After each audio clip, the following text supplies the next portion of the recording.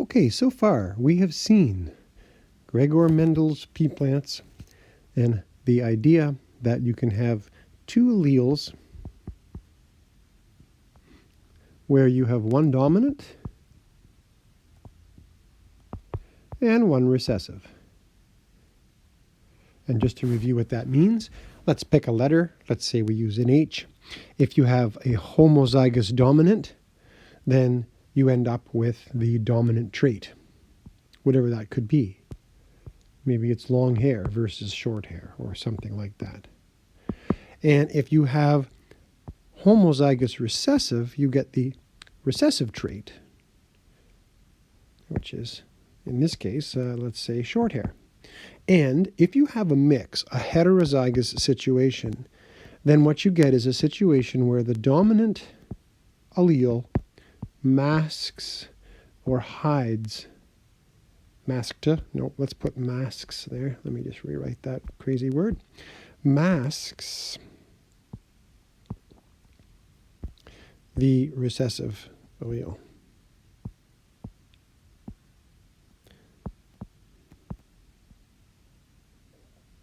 So in this case, it would be long hair, right? That's this dominant recessive idea. And Mendel nailed that one down with his pea plants. Then we saw the other day that you can actually have another situation, which is called incomplete dominance.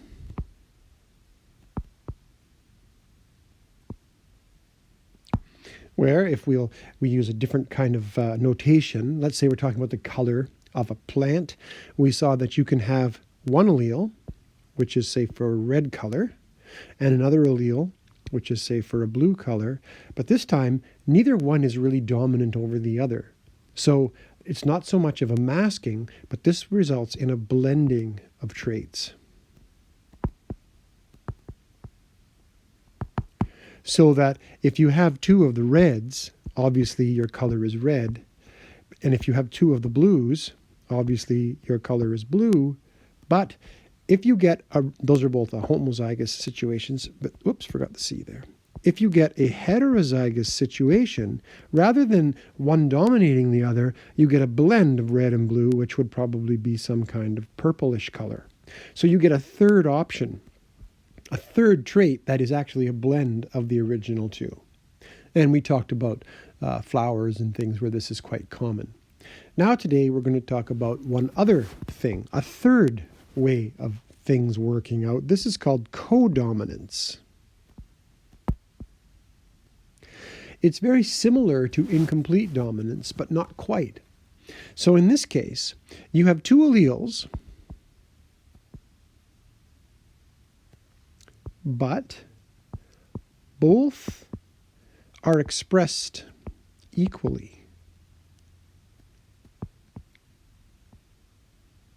So in other words, one doesn't block the other, but it's not the same as incomplete dominance where you have a blending. This is not blending. I'm going to write that down. It's not a blending of traits. What happens instead is both traits are expressed.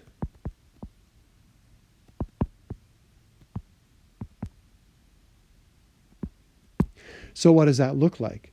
Well, you can imagine a flower, if we do a situation where, I'm going to use a different example so you don't confuse them.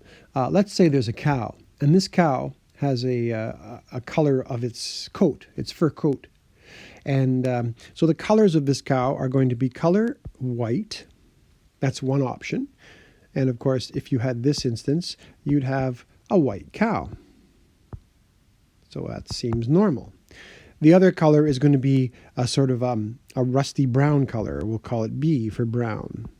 So this would be a brown cow. Now, with this, if you get the heterozygous situation where you have one of each of the alleles, you don't get white, and you don't get brown, and you don't get a sort of a tan color like whitish brown mixed together. What you get is you get both, white and brown. So you get blotches. You get blotches or spots of white and brown. So there's no third trait. There's no blending. You just get a little bit of both happening at the same time. In a flower, you could imagine if you had a red flower and a blue flower, in the case of incomplete dominance, the offspring would show up purple if they were heterozygous, right? But if they were heterozygous in a codominant situation, they wouldn't be purple. They would have red and blue blotches. So you see there's a slight difference. One blends and one doesn't. There's a very good example of this with humans. So I'm going to just talk about this condition. It's called sickle cell anemia, because this is a good example for humans of how codominance works. So first of all, what is sickle cell anemia? Well, inside your bloodstream are red blood cells, right? So red blood cells, normally they look like sort of a donut shape. They're round, but instead of a donut hole, they just have a little sort of a dent in the middle, right? It's not a hole right through. It's just a shallow spot or a dent.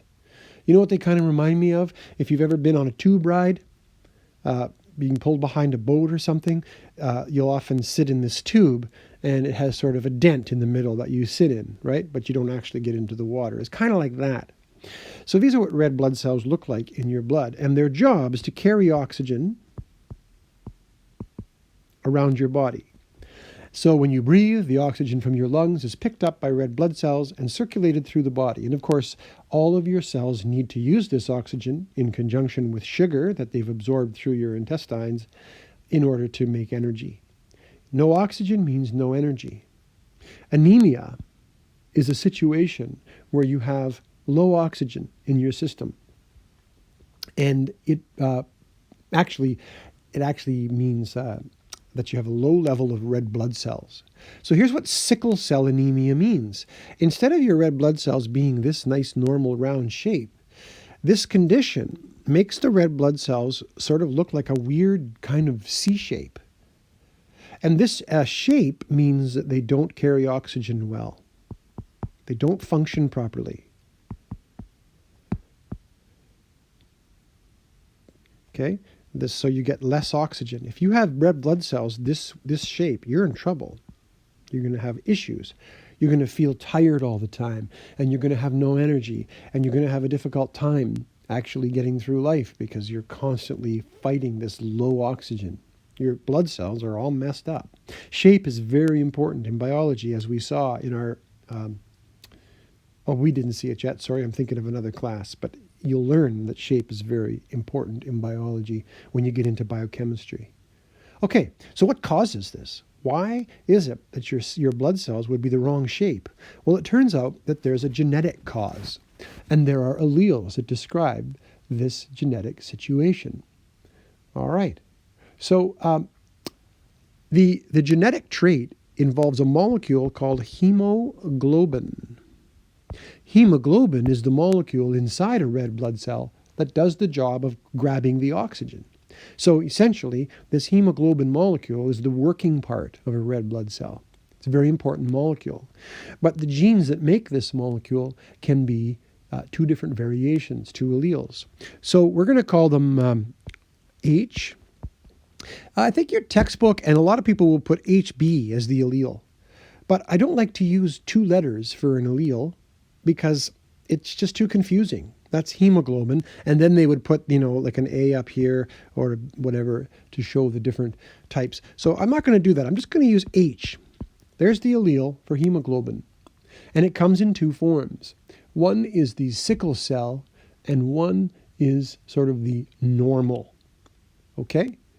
So the normal allele, for some reason, it's represented in biological books with an A. So that's the normal blood cell allele, or normal hemoglobin. And then the other one, because it's codominant, is also capital H, but it's going to be an S, and that's going to represent the sickle cell blood cell. So here are the situations you can have with codominance. Because codominance means you get a little bit of both, if you are HA, that means you have all normal blood cells. Most of us are in this situation. If you have SHS, that means you have the condition called sickle cell anemia. And that means you are tired, low energy, and you have lots of issues. But if you get a combination of this, a heterozygous situation, what this means is you will have some normal cells and some sickle cells, the funny shaped ones, right? It's not a blending. You get a little bit of both. So if I were to draw pictures, HA, all your blood cells are round and perfect. HS, all your blood cells are these weird shapes and not very good. You have issues. But if you were this, heterozygous, you have some normal blood cells, but you also have some of the others. So you can see how you get not a blending, but two different traits occurring at the same time. Now here's an interesting thing about these. This person is what we call healthy. They don't have an issue. This person is very sick. They have sickle cell anemia, right? And all of the symptoms that go with it. But this person has some sickle cells, but because only some of your cells are misshapen, you still have a fair amount of regular cells that can do the job. And so this person, technically they have it, but they have very few symptoms. You wouldn't even know you had it. So you kind of carry the disease. We call this a carrier. You have it, but it's not really affecting you, and you might not even know it. And there's an interesting thing that happens to these people. There's another disease altogether called malaria. And in this disease, in malaria, you have a parasite, a tiny little worm, essentially, in your blood. And it swims around in there, and it actually causes a lot of problems.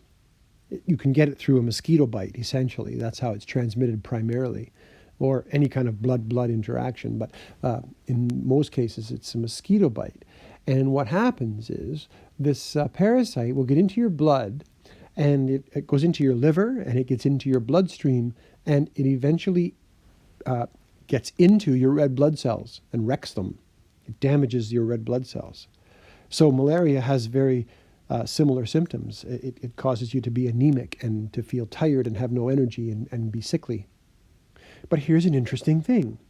If you have normal red blood cells, then the little parasitic malaria worm can get in there and infect you and make you sick. So if you get bitten by a mosquito that carries that worm, you're going to catch malaria maybe. Now, if you have sickle cell anemia, you got bigger problems. What happens is the worm, because of the different shape of the blood cells, he's not able, I'll put an X there, he's not able to damage these cells. But guess what? The cells are already damaged. So you're sick too, but not with malaria. You're sick with the sickle cell problem. So these are both two major issues. But the person who has a little bit of both, when this worm attacks the red blood cells, it can't attack the sickle cells. And so the sickle cells seem to be, are resistant to the malaria.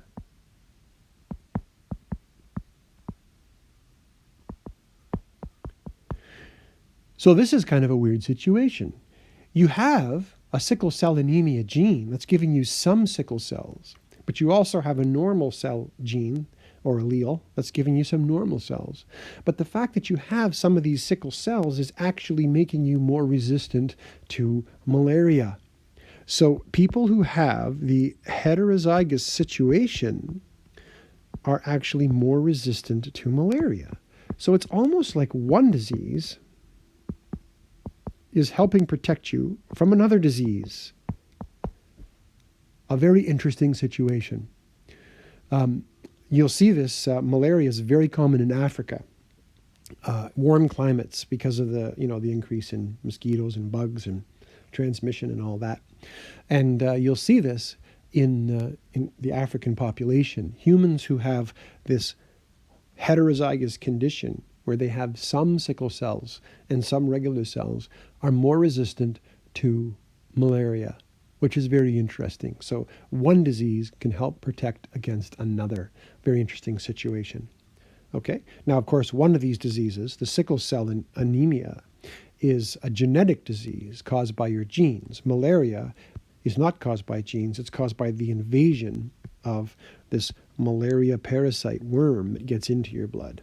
But having this condition makes things slightly better. Okay. And so that's how it would work. Now, we could do Punnett squares to show this.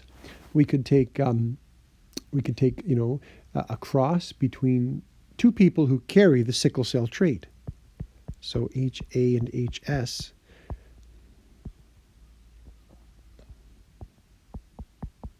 Here's two parents who are heterozygous. So they carry the trait, but they're relatively normal in terms of how they feel. Their phenotype is not affected very much by this. Okay? But you can see what happens if they have children. If they have children and we cross these, we're going to see that there is a chance that some of the children will end up with the full-blown sickle cell anemia. So here, let me change colors.